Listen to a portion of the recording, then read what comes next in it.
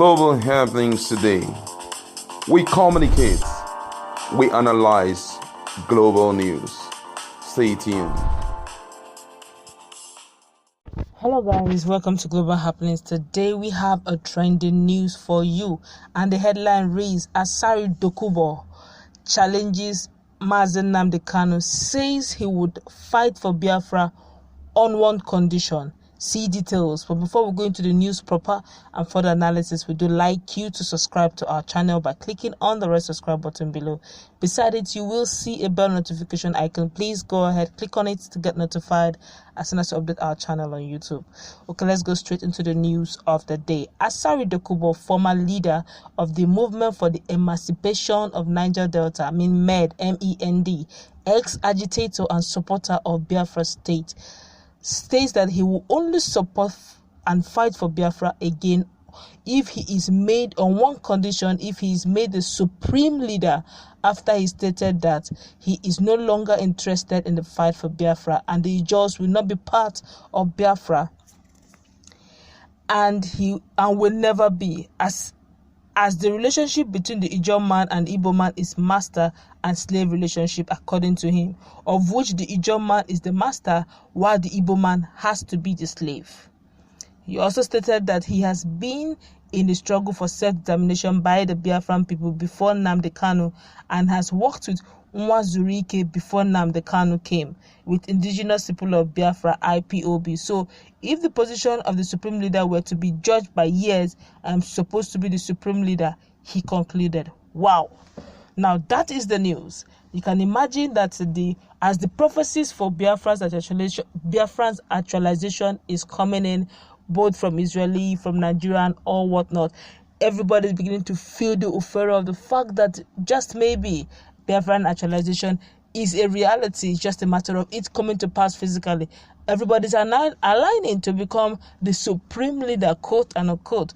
I wonder how Mazi Nnamdi Kanu will react to this very wonderful challenge. Permit me to use the word wonderful, because honestly, I didn't see this coming.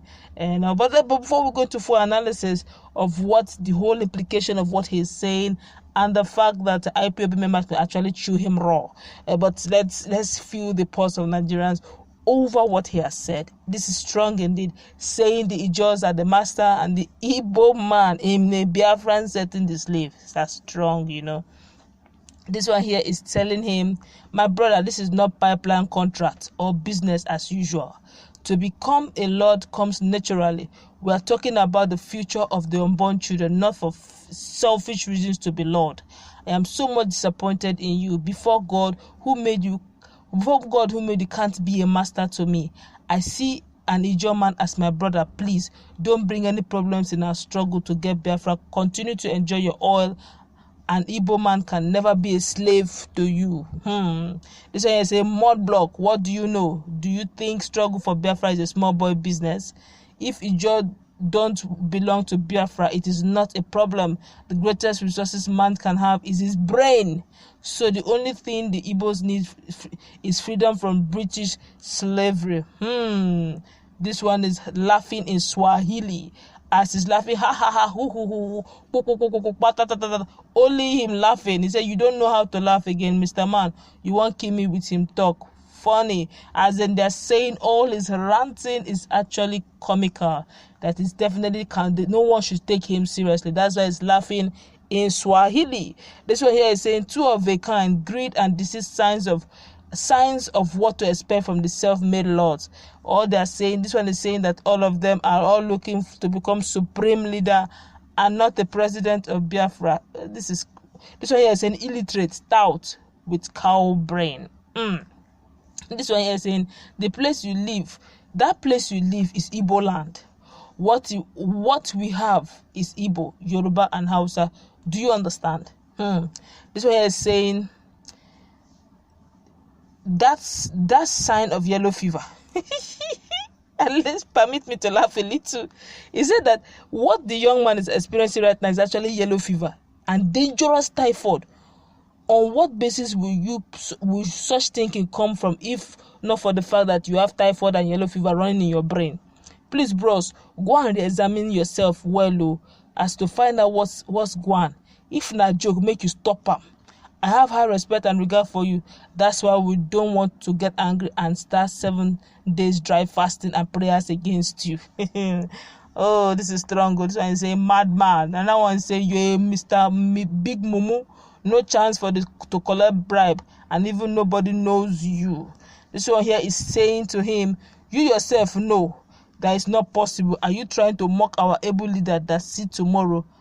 They're all laughing in either Swahili or they're laughing in a Japanese. So I said Biafra land is a one of Biafran land is say. So I said, don't worry, boss, we don't need your leadership.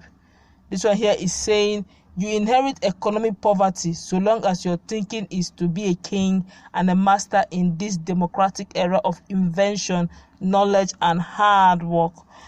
Wow, this one here is telling him this guy is coronavirus positive. That is how they talk. Oh boy, don't reach this level. Oh. This one here is saying it is wrong to reply a compromised leader when he opens his mouth. Honestly, so many reactions. So I say, Mr. Opposition, chameleon, betrayal. This one here says he's too ugly. Sorry, you can't. Asari Dokubo can never be serious in his entire life. He wants to be a gold digger, even in Biafra agenda. That's the summary, really. Honestly, this whole thing requires genuineness of heart. The struggle requires push. Any form of bribery, any form of corruption at this level is going to sabotage the whole thing. Now, if at this stage he's looking at the fact that he wants to be the supreme leader, and he's already envisaging that by the time Biafra is actualized, the Biafran will be a slave, while the Ijo man will be the master. Honestly, he got it wrong from that moment. You know, this struggle is supposed to be for all. I expected him to even be much more matured than this. I expected him to even fire on all grounds to see how everyone. It's a win-win situation, really, if you ask me. So I wonder why he's trying to look at it on the level of kingdom and dynasty thing. That's why Nigeria is where it is today, because Nigeria has been reduced to no more a republic but a kingdom Nigeria, where a certain group of persons, ethnicity is ruling, and that's why there seems to be so much agitation, because it ought to be a democratic setting originally. I'm not talking about wearing it as a cloth. I'm talking about practicing it as a norm. But in Nigeria right now, it's like you're wearing democracy as a cloth, but what we actually see is Kingdom of Nigeria, where some certain people are kings but code-named president, and all those special names they give to them make it look democratic, but actually is not reflecting true democracy here. And you are trying to come out of such an environment that has made people to be disgruntled, they have made people to be agitated, angry, dissatisfied, the hunger for better life. And you are already thinking of pushing. Once these people they're thinking of going to another country where there's level playing ground, freedom to express, to invent, to become who they truly are, express their God-given talents and capacity. And you're already bringing the mentality of slave-master relationship into the new kingdom or into the new country. It's not going to work. It's not going to work. And to think, let's be real, if they talk about IPOB, most people will just tell you Mazi Nnamdi Kanu. It's a natural phenomenon. Okay, when you begin to talk about those who push, when you Google and MNK, the name comes in full, because it's a popular name. Asari Dokobu is mostly known. If you want to call about Asari Dokobu, you talk about pipeline, talk about pipeline busting, you talk about Niger Delta and all manner of agitation. No one really knows him too much, as a Biafran fighter compared to how everyone knows Mazi Nnamdi Kanu. I would have expected him to stop. To me, it's really childish saying that you want to be the supreme leader. I would have thought, okay, let's harness our resources together. I'll bring whatever. Let's see how we can push on all arsenals. But saying that the only way I can join the struggle, the truth is whether he joins or not. The truth is, if there's been some sort of, in the realm of the spirit, there's this radar already seen. I don't think it's what whether he joins or not doesn't change any difference, because ever since he stopped, the noise that IPOB members have been making online and offline has not reduced. It has increased, because honestly, the people therein are tired, and it's not just even IPOB that is making this whole push. Even Masob have started joining. Even Ohanese people have started stylishly be joining. Oduduwa people also have started showing his forth. FFK, you've seen them. People are beginning to spring forth. FFK is talking. Even Rana Uncle is talking. Everybody is just generally talking. So does it need a rocket science? That's to tell you that unconsciously, if he has been agitating for Biafra before now, he's now an ex-agitator. Unconsciously, he has been relegated to the background. No one seems to know him anymore. Unconsciously, it means that no one is remembering Asari Dokubo as an agitator of Biafra. If he used to be maybe along with Masob, no one recognizes him anymore. Or they think of, these guys want to actualize, these guys want to secede, but no one is really mentioning Asari Dokubo because he's no longer in the picture.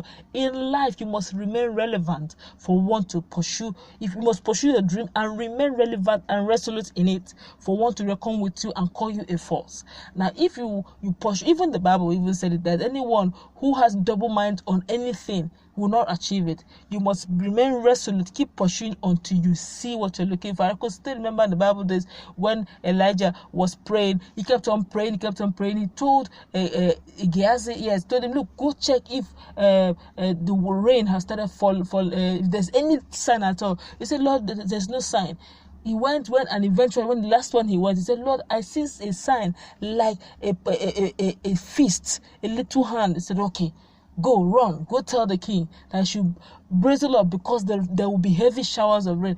Because he prayed, he consistent, even though there was no sign, he held on tenaciously to his belief, and it came to pass. I felt that this is not even the right time for Asari Dokubo to be saying that he wants to be a supreme leader in an era that where everybody's thinking of invention. People are thinking of flying objects.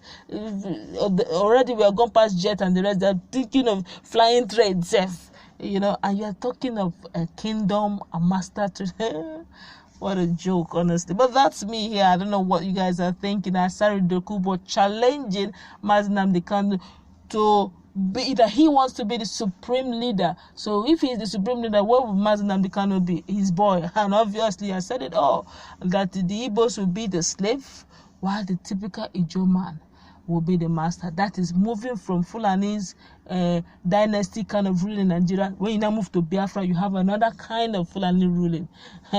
All right, guys, it's up to you. What do you think about this assertion from